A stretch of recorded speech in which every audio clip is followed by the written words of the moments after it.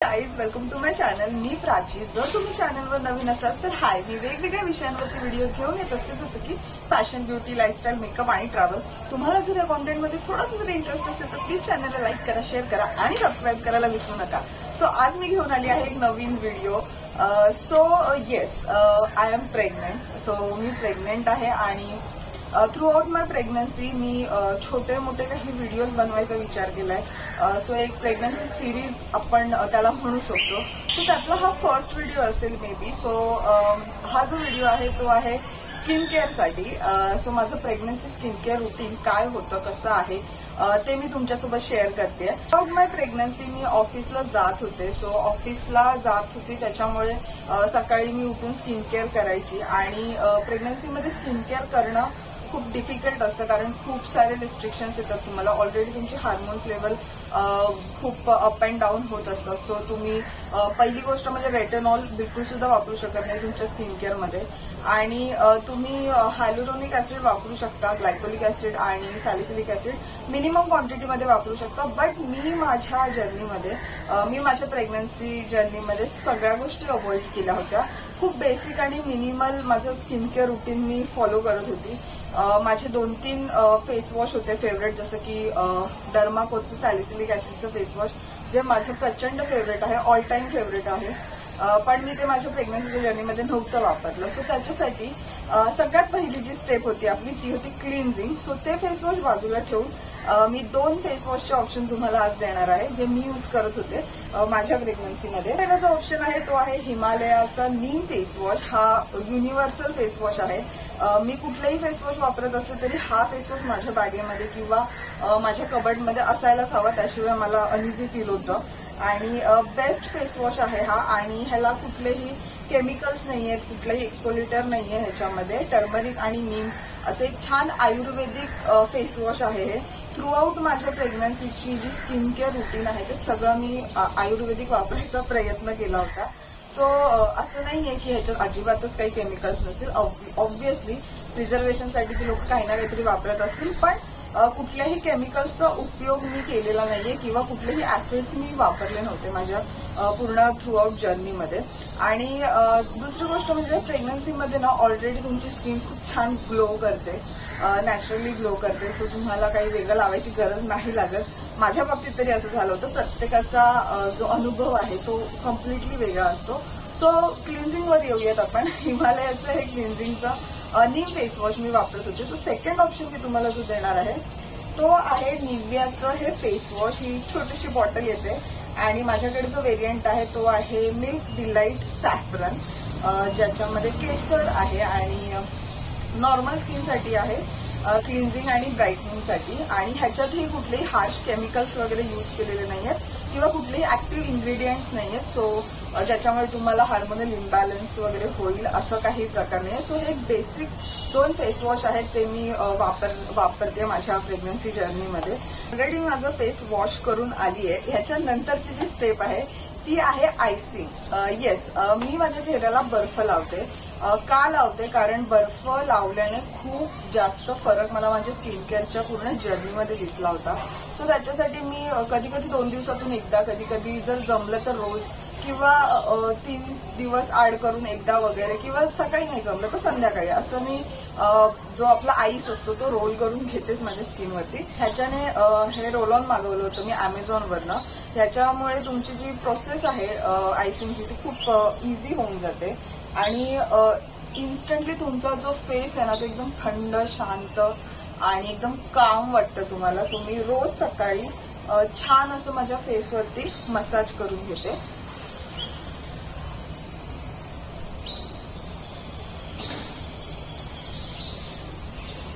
आणि रोल जेव्हा आपण आईस रोल करतोय तेव्हा जास्त वेळ पण करू नका. जर तुमची स्किन खूप जास्त सेन्सिटिव्ह असेल तर ती रेड होण्याचे चान्सेस असतात. आणि जर तुम्हाला डिरेक्टली आईसचा प्रॉब्लेम होत असेल किंवा स्किन रिॲक्ट करत असेल तर तुम्ही कुठलंही एक कॉटनचा कपडा घेऊन त्याच्यामध्ये आईस लपेटून तो तुम्ही सर्क्युलर मोशनमध्ये तुमच्या स्किनवरती फिरवू शकता. We are done.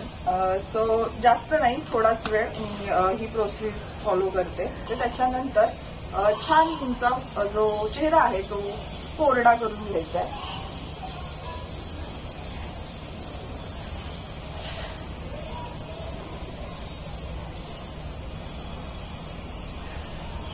थोडाफार जर दिसत असेल तर माझी स्किन जी आहे ही थोडी थोडी लाल होते गालावरती. थोडीशी सेन्सिटिव्ह स्किन आहे माझी, पण हे थोड्या वेळासाठी आहे, काहीच वेळात ते निघून जातं. सो इतका काही इम्पॅक्ट पडत नाही माझ्या स्किनवरती. सो कधी जर मला वाटलं की खूपच रेड होते किंवा खूपच जास्त मला त्याचा परिणाम होतोय तर मी 2 दिवस ऍड करून ही प्रोसेस फॉलो करते. नंतरची जी प्रोसिजर आहे ती आहे मॉइश्चरायझेशन. तर ही मी 2 प्रकारात विभागलेली आहे, कारण जेव्हा मी ऑफिसला जायचे तेव्हा मी वेगळं फॉलो करायचे आणि आता मी जर घरी आहे तर मी वेगळं फॉलो करते. सो मी घरातच आहे, दिवसभर मला तसंही कुठे बाहेर जायची गरज नाहीये. सो त्याच्यासाठी मी ॲलोवेरा जेल यूज करते. डिरेक्टली एक स्कूप घेते आणि तो चोळून पूर्ण माझ्या चेहऱ्यावरती मसाज करून तो कोरडा करून घेते. That's it. ह्याच्या पुढे मी काहीही जी प्रोसिजर आहे ती फॉलो नाही करत. आणि देन लिप बामची जी प्रोसिजर आहे ती पण. ॲलोवेरा जेल ह्याच्यासाठी एकतर अगेन हे आयुर्वेदिक आहे, ह्याच्यातही कुठलेही इन्ग्रेडियंट्स नाहीयेत जे ऍसिडिक असतील किंवा ज्याच्यामध्ये ऍक्टिव्ह इन्ग्रेडियंट्स असतील. हे आयुर्वेदिक ॲलोवेरा जेल माझ्या पहिल्यापासून यूजमध्ये आहे. मी ह्याच्यावरती एक सेपरेट व्हिडिओ सुद्धा बनवलेली आहे, जर तुम्हाला हवी तर त्याची लिंक मी तुम्हाला डिस्क्रिप्शन बॉक्समध्ये देईनच. आणि ॲलोवेरा जेलचे फायदे असे आहेत, तुमची स्किन काम करायला हेल्प करते. काही लोकांना प्रेग्नन्सीमध्ये पिंपल्सचा ॲक्नेचा इश्यू जास्त होतो. प्रत्येकाच्या केसमध्ये वेगवेगळे एक्सपिरियन्स आहेत. मला तसा काही इश्यू झाला नाही, उलट माझा चेहरा खूप जास्त क्लिअर झाला देवाच्या कृपेने. पण प्रत्येकामध्ये वेगवेगळ्या गोष्टी आहेत. जर तुम्हाला ॲक्नेचा वगैरे प्रॉब्लेम होत असेल तर तुम्ही ॲलोवेरा जेल यूज करू शकता. सो तुमचा जो चेहरा पील होतोय किंवा जे ॲक्ने येत आहेत ते सुद्धा रिड्यूस व्हायला तुम्हाला हेल्प होईल त्याच्यासाठी. सो मी घरात असताना नेहमी ॲलोवेरा जेलच यूज करते आणि त्याच्यानंतर लिप बाम लावून बस माझी स्किन केअर संपते. पण आज मी तुम्हाला दाखवणार आहे की मी ऑफिसला जाताना कशी रेडी होते ते. डॉट अँड कीचं सेरेमाइड्स आणि hyaluronic skin barrier repair cream. So ही जी पर्टिक्युलर क्रीम आहे ही खूप जास्त बेसिक आहे असं मला वाटतं. भले त्यांनी ह्याच्यात इन्ग्रेडियंट्स लिहिलेले आहेत, पण ही लावल्यावरती तुमची स्किन खूप जास्त ग्लो करते, विदिन ग्लो करते आणि माझ्या चेहऱ्याला ही खूप छान पद्धतीने सूट होते. सो त्याच्यासाठी मी हीच जी क्रीम आहे ती थ्रू आउट माझी प्रेग्नन्सी मी यूज केलंय. हा जो ऑप्शन आहे आपल्याकडे तो आहे सिंपल जेल क्रीम.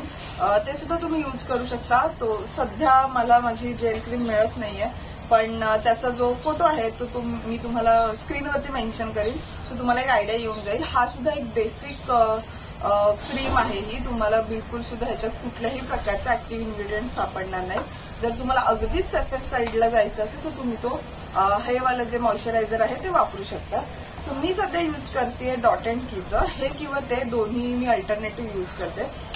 मला हे सुद्धा तितकंच छान वाटतं आणि ते खरं बघायला गेलं तर दोघांची कन्सिस्टन्सी सुद्धा सेम आहे, दोघांचा कलर सुद्धा सेम आहे आणि दोन्ही फ्रेग्रन्स फ्री आहेत. सो मला दोन्ही सेमच वाटतं, काही वेगळं असं वाटत नाही. सो छानपैकी पूर्ण चेहऱ्याला मॉइश्चरायझर आपण लावून घेणार आहोत. मॉइश्चरायझर नंतर जर मी बाहेर जाते, ऑब्व्हियसली जर मी ऑफिसला जाते तर सनस्क्रीन लावणं खूप इम्पॉर्टंट आहे. तुम्ही प्रेग्नंट आहात, काही आहात, बट सनस्क्रीन ऑलवेज इम्पॉर्टंट आहे. सो त्याच्यासाठी सनस्क्रीनसाठी माझ्याकडे जो ऑप्शन आहे तो आहे बायोटिकचा सनशिल्ड सनस्क्रीन. हे सनस्क्रीन सुद्धा बऱ्यापैकी आयुर्वेदिक प्रोडक्ट आहे, कारण बायोटिकचे सगळेच प्रोडक्ट हे आयुर्वेदिक फॉर्म्युलाने बनवलेले आहे. अल्ट्रा प्रोटेक्टिव्ह लोशन आहे, हे सँडलवूड आहे आणि ह्याचा जो स्मेल आहे ना तो सुद्धा इतका छान सुदिंग आणि कामिंग आहे. कारण थ्रू आउट प्रेग्नन्सीमध्ये ना तुम्हाला खूप जास्त हार्श स्मेलवाले जे प्रोडक्ट असतात त्याचा त्रास होऊ शकतो. सो जे सगळ्यात जास्त एक तर तुम्ही फ्रेग्रन्स फ्री वापरा, नाहीतर मग एखादा तुम्हाला माइल्ड असं जो काही फ्रेग्रन्स असेल ज्याच्यामध्ये असे प्रोडक्ट वापरा. सो मी जे वापरत होते ते आहे बायोटिकचं हे सनशील्ड. मेन गोष्ट म्हणजे हे मी खूप पहिल्यापासून वापरते आणि ह्याचं जे कन्सिस्टन्सी आहे ती मला पहिल्यापासून आवडते. ह्याच्यावरती तुम्ही थोडंसं कॉम्पॅक्ट लावा, डिरेक्टली असा मेकअपचा फील येतो आणि तुमचं जे कॉम्पॅक्ट आहे ते सुद्धा छान पद्धतीने बसतं. जसं मी तुम्हाला सांगितलं याचं स्मेल खरंच खूप छान आणि माइल्ड आहे आणि असं शांत शांत वाटतं, अजिबात असं डोकं वगैरे दुखत नाही तुमचं. सो म्हणून मी हे यूज करते आणि हे स्वस्त आहे. मेन म्हणजे बिलकुल सुद्धा जास्त महाग नाहीये, कारण 200 ते 250 मध्ये तुम्हाला अमेझॉनला इतकी मोठी डब्बी मिळून जाते. अजून कायच हवे. सनस्क्रीन मार्केटमध्ये आता बघायला गेलं तर 499, 399, 599 अशा रेंजमध्येच तुम्हाला मिळतात. सो हे झालंय आपलं सनस्क्रीन लावून. आणि याच्यानंतर मी कॉम्पॅक्ट वगैरे लावते, जसं नॉर्मल आपला जो डेली मेकअप असतो. डेली मेकअपच्या खूप साऱ्या व्हिडिओ मी ऑलरेडी चॅनलवर शेअर केले आहेत, तर तुम्ही बघू शकता. आणि lip balm is a must. So मी सध्या यूज करते डॉट अँड कीचा हा लिप प्लम्पिंग मास्क. सो ह्याने सुद्धा एक छान टिंट आहे ह्याच्यामध्ये पिंक कलरचा. सो जरी तुम्ही घरी असाल ना तरी सुद्धा एक छान कॉन्फिडन्स येतो, कारण मला ना लिप बाम किंवा लिपस्टिक खूप जास्त आवडतं. आणि बऱ्यापैकी मॉइश्चरायझिंग आहे हा.